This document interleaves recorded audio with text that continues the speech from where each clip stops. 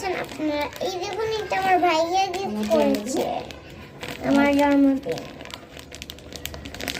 দেখুন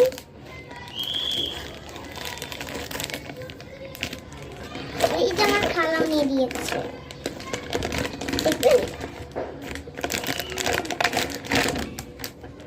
এই নিচে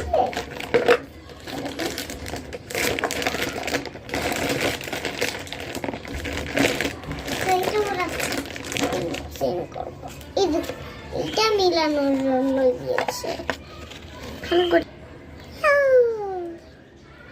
এটা ওর জুতো,